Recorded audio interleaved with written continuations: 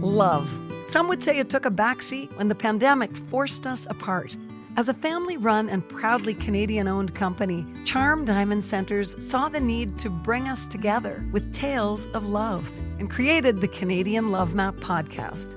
Since then, we've shared hundreds of real, uplifting stories that prove love conquers all.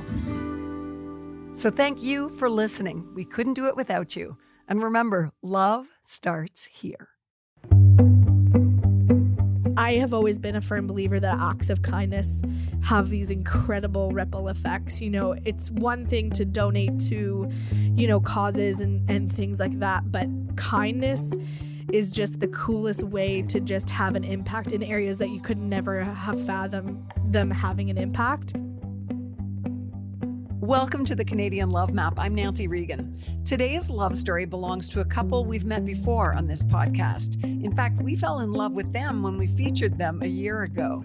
We helped Scott surprise Alicia with the assistance of our sponsor, Charm Diamond Center, with a gorgeous diamond engagement ring. As a social media influencer, Alicia has a thing for surprising others, usually with pure kindness. But you know what? The past 12 months has had a lot of surprises in store for both of them. Alicia and Scott, I'm so excited to talk to you guys. We're so Welcome. excited to be here. Thank you. Okay, I don't even know how we're going to squeeze in everything that's new. We have been dying to get an update recorded with you guys, and you have had such a stellar year. So I guess I'll just start by saying, how are you two? So good. Good. Very good. Really good. Everything is gotten so big. It's crazier, and it just keeps getting bigger and bigger every single day. And it's the coolest thing in the entire world. Is it a little bit like you're walking through a dream? 100%. We will be doing things, and we'll be in the car, and I'll just be like, hey, can you believe that this is our life right now? Or we'll be doing something and he'll stop me and be like, hey, can you believe that this is what's happening right now? And yeah, it's very, I don't know, very dreamlike, but we've been having lots of deja vus lately, which has been really cool because we didn't have them for a very long time, either of us. And over the last 4 months specifically, we've been running into lots of deja vus, which has been really cool. And I mean, I'm not necessarily, I don't know. I feel like everything's been on track, and we are starting to hit a stride with my schedule and just being present and being out with people and my platform. And yeah, it's been very cool. Very, very cool. So Scott, does it seem like a dream to you or sometimes like a nightmare? No, definitely a dream. The opportunities that have come in, it's amazing. Very grateful. Okay, so give us an idea of what has arisen since we surprised you last time. And maybe we'll start with the aftermath of that surprise, because so many people saw that video and heard our podcast episode where Scott surprised you and Charm was so wonderful to supply a diamond ring for you. What was the aftermath of that like for you? We directly after the podcast, I can vividly remember us walking out to the car, and we didn't have the ring yet because we had at that point sent in to get sizing, and we're sitting in the car, and we were both I'm bawling, he's almost in tears, and I just was looking at we just couldn't believe it. And then I looked at him and I go, did you sign a contract for this? I was like, I'm gonna have to talk to my management team. But yeah, I think for both of us, we were just on a high after that happened. It was just, well, for me specifically, and then for him, and him telling me all of the background of what happened to get the ring in the first place, and just being able to get to see that other side of things, and just filling me in on times where he wasn't present because he was being sneaky. And, trying to be sneaky. Time. Very stressful time for you.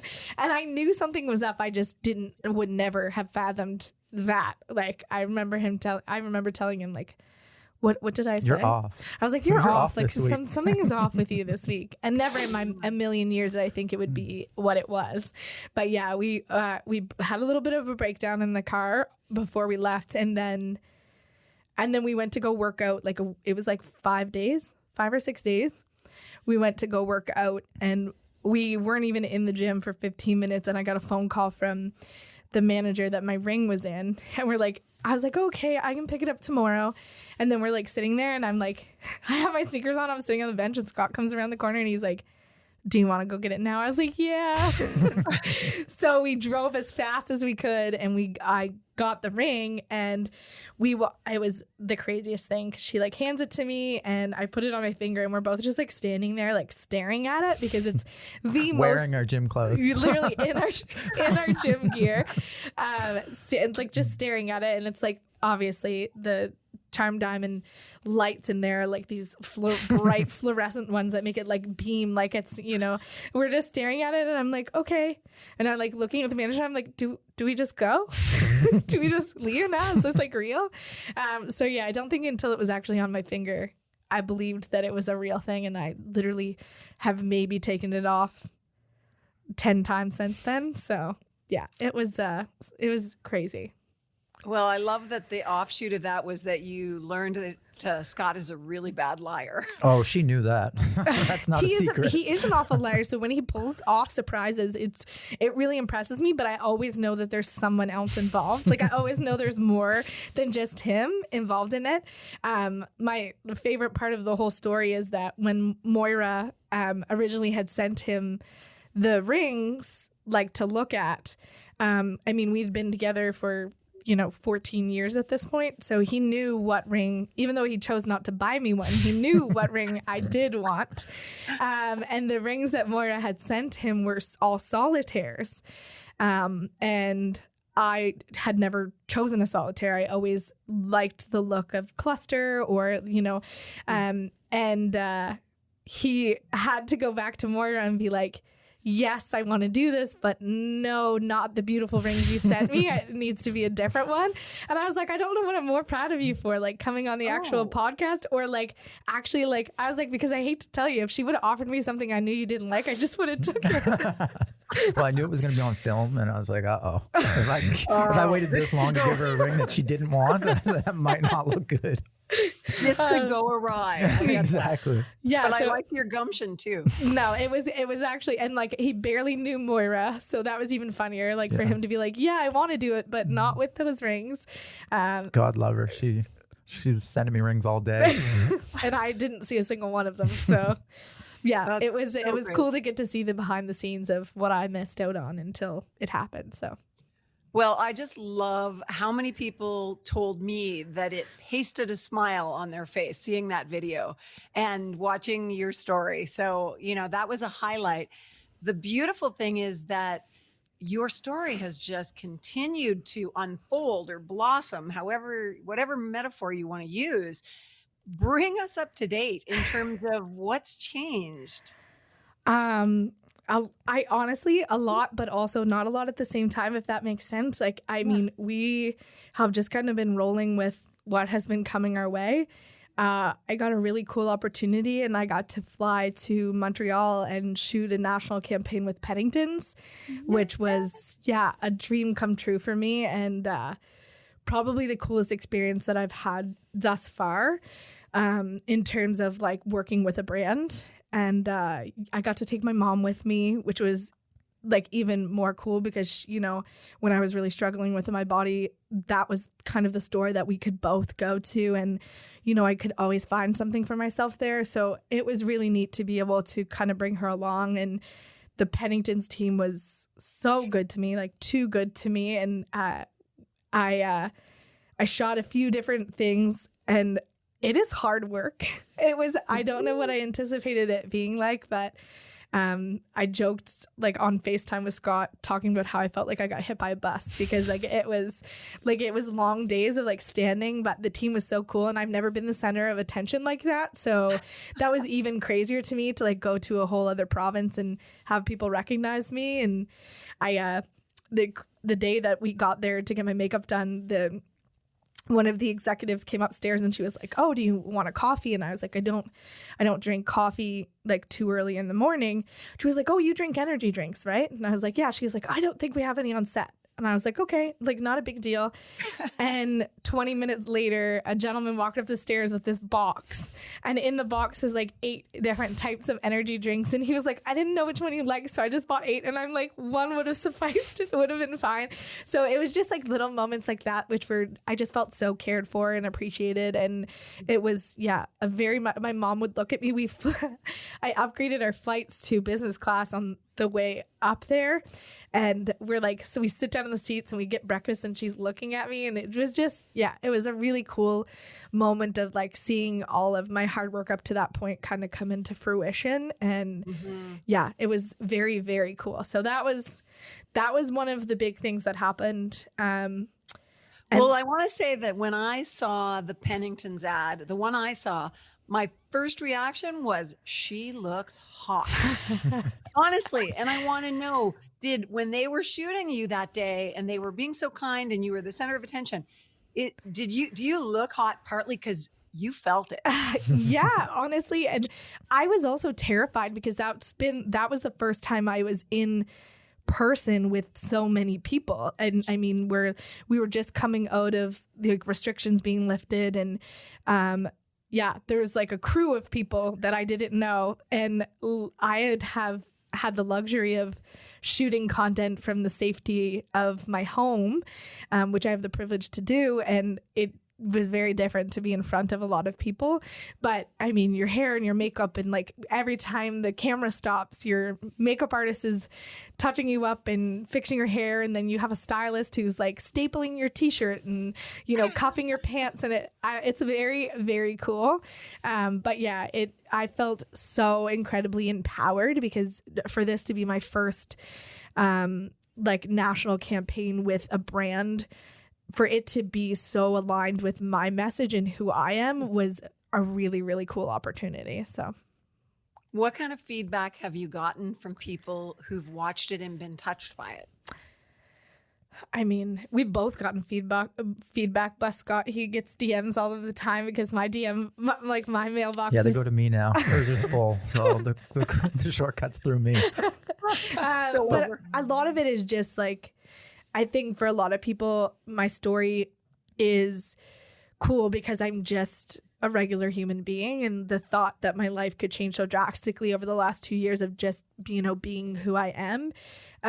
But it's just being able to see people and have a campaign like this, because a lot of clothing campaigns are about the clothes and about, you know, who fits in the clothes and what the clothes look like. So to have a brand go the opposite direction and be like, it's not about the clothing, it's about who's in the clothing, and like everything that we wore and everything that we talked about was very much who we are and about being ourselves. And, you know, it was nice for people to feel empowered to dress themselves in a way that makes them feel good. And I think that that's been the coolest part, is just like people realizing that like clothing is such an avenue of self-expression, and it makes you feel really good, and it, you know, it's a way for you to stand out and show people who you are. But yeah, the feedback's been incredible, and just people going out and buying crop tops and trying new things, and yeah, it's been pretty amazing. Scott, you've been with her on this whole journey. So what was it like for you to watch those ads for the first time? It was pretty amazing. Yeah, I'm just so proud of her. It's just hard to believe, but she deserves it. Thanks, babe. Thanks, babe. Okay, so we know that Scott is sometimes the reluctant hero in your videos. I love that name. Want to be. I'm calling you the reluctant hero from now on. I like that. It's fitting. Very fitting. But you're stepping into your own social media power now, Scott. So both of you have social media platforms. Alicia, first tell us, where are your numbers now? So I just hit 3.4 million on TikTok. And I was at 1.4 million when I was at last year, this time last year. 1.4 is what I had just hit. Wow. And I just hit 463,000 on Instagram, and I think I was like 100 and some, at this point last year. 100,000? I think the hundreds Wow. last year. So things have skyrocketed. So, but yeah, it's been, the numbers keep growing, and it's not obviously not about the numbers, but it is in a sense that like, I just want my message to go as many places as possible. So those numbers obviously cool from a business standpoint, but it's just like another person that hears me speak and can impact people in their lives with it. And that's so cool. Yeah, it's a really interesting dynamic about social media, isn't it? So the bigger your platform, the more power you have to change people's lives, to reach people with kindness, which is obviously a huge theme for you. We're going to talk about that. But first, Scott, let's talk about your new social media presence. This podcast is brought to you by Charm Diamond Centers, Canada's largest family-owned jewelry store. They are proud to be putting love on the map, and the staff at Charm Diamond Centers are thrilled to be a part of your love story too. So visit charmdiamondcenters.com or one of your local stores. Love starts here. Tell me about what's happened with you since we last talked. Yeah, her followers tend to come over to my side, so I think I'm like 60,000 on Instagram. But And how many are you on TikTok? like 75, and I have 0 posts on it. I'm trying to get verified on TikTok without a single post. He has not a single post on TikTok, and he has 75,000 followers. I'm very active in her comment section, though. He is. He's he's got 75,000 followers. He only follows one person. It's me, and he is in the comment section of all of my videos. So it's been kind of a funny comedic thing that people have been following and are looking for now when they come to my videos on TikTok, which is really neat. I don't know if he'll ever actually post anything on Probably there, not. but it's been really cool to like see have his platform grow. And but yeah, Instagram hit 60,000, which it's been steady growing, which has been really cool. But did you have an Insta account when we talked last time? Oh yeah, I definitely have. You had your own. Oh, okay. But it was nowhere near 60,000. I think it was like, no, I don't even know. I don't know, like 20 maybe. But he's been a part of a lot of mine lately, which has been really cool too. So like he's been a part of like my Lululemon campaigns, and he's always a part of like my silly videos that I do for a lot of the brands too. But he's coming into his own with it online. I think it was getting over, he made a post about this, but I think it was getting over this thought that like that his entire audience was just there because of me. But there's a whole audience there that are looking to him for like how to be a better partner, how to exercise, like motivation things. Like there's just a definitely a demand for it. So yeah, I think it's just gaining the confidence to be able to know that the content that you're posting is people are consuming and stuff. And it's not a dream of his, it's my dream, right? So it's he kind of just has to live through it, and he'll pick and choose as we go what he wants to do. Yeah, the whole thing's very ironic because anyone that knows me is like, I'd be the last one that they'd ever expect this from. So I get a good laugh out of that. That's why I see you, the reluctant hero. Exactly. I love that. Oh my gosh. Alicia, we haven't talked about the fact that you're now a superstar on television. Yeah. So, and yeah, also just another thing on the list of cool things that I got to do is that I got to shoot a TV show with Jonathan Torrens called Volleys. It is about the adventures and mishaps of a volunteer firefighter team in rural Nova Scotia who has literally everything but fires. And I got to play Connie, and she works for the city. And her and Jonathan are counterparts on the show, and we just come in to mess stuff up. That is essentially our characters. And yeah, it was like an introduction crash course to acting for 7 days straight.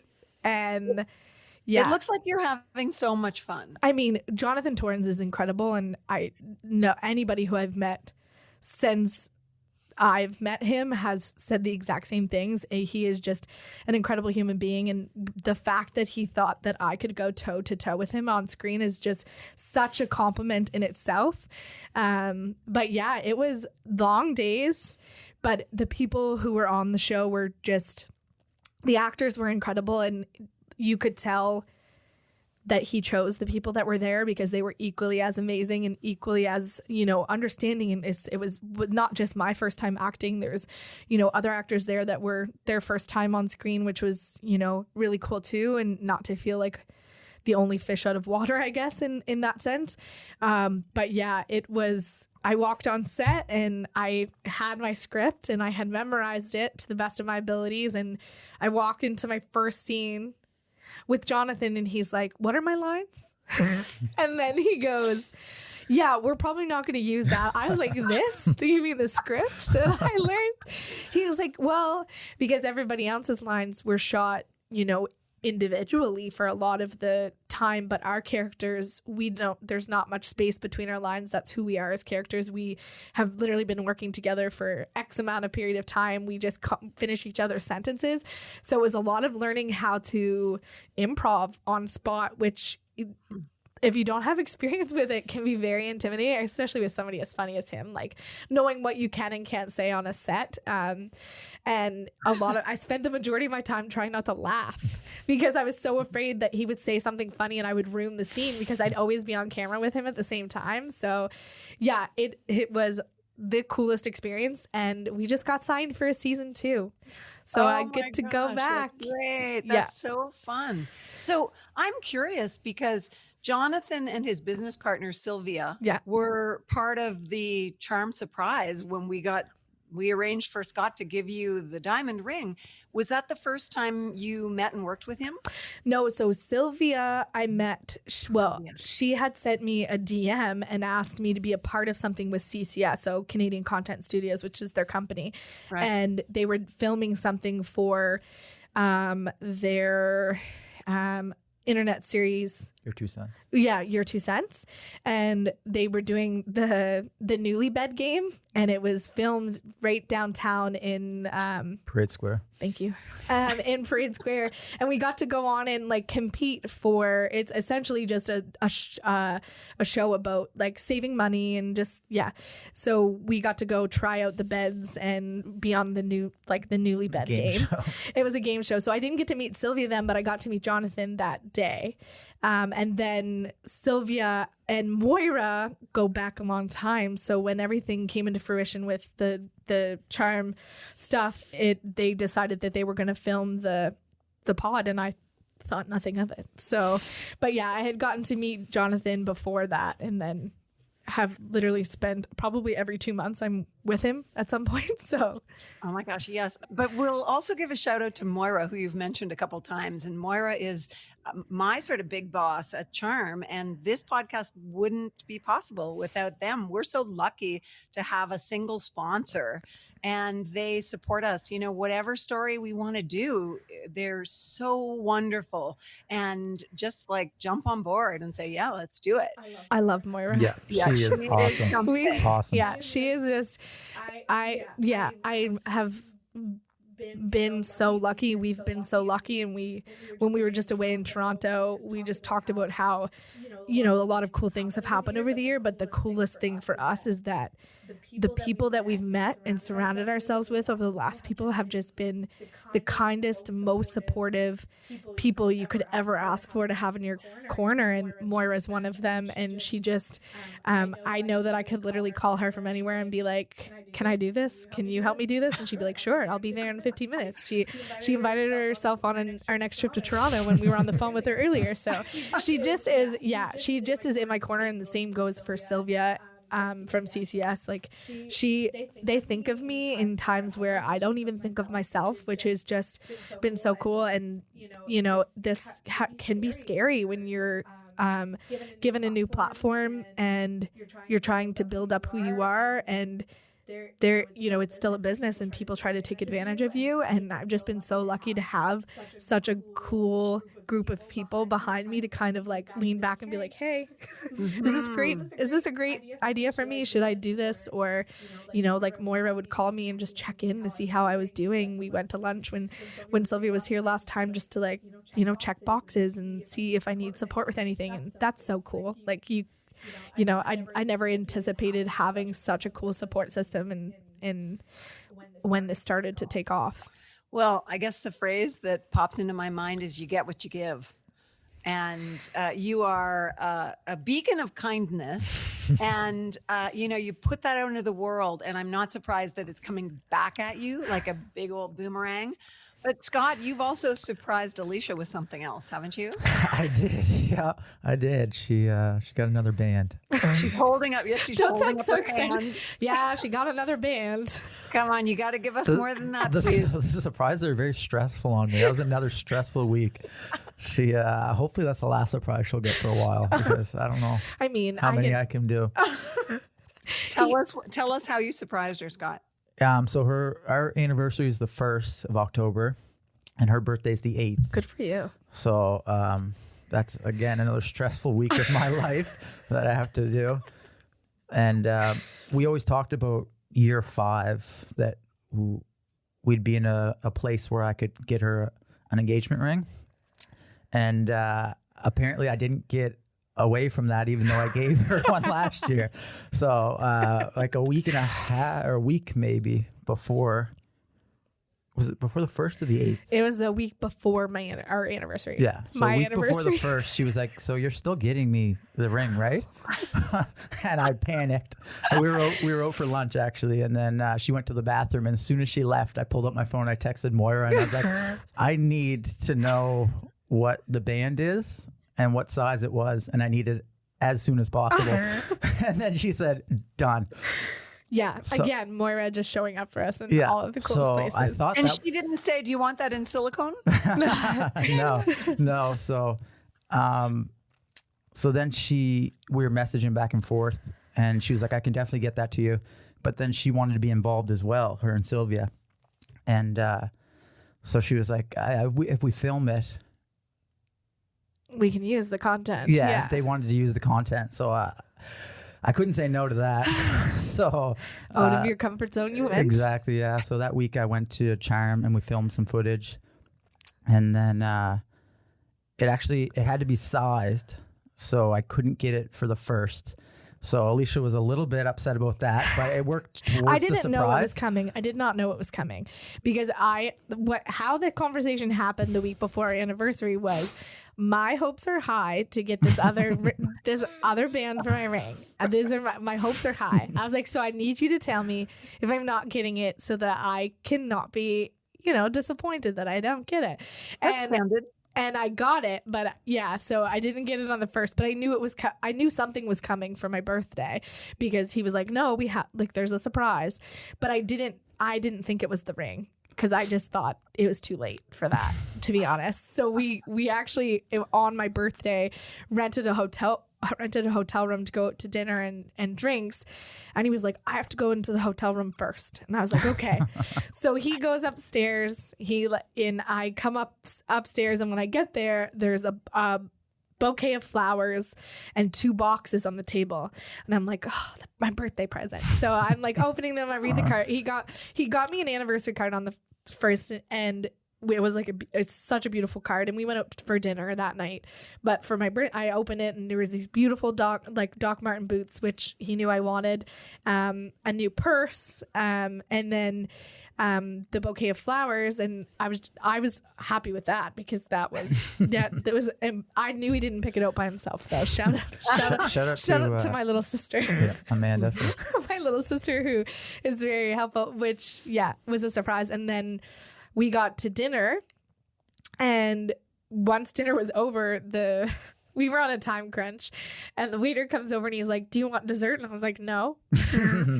But I needed to get footage of her getting the ring, which was the hardest part, because I don't film anything. She's always filming everything.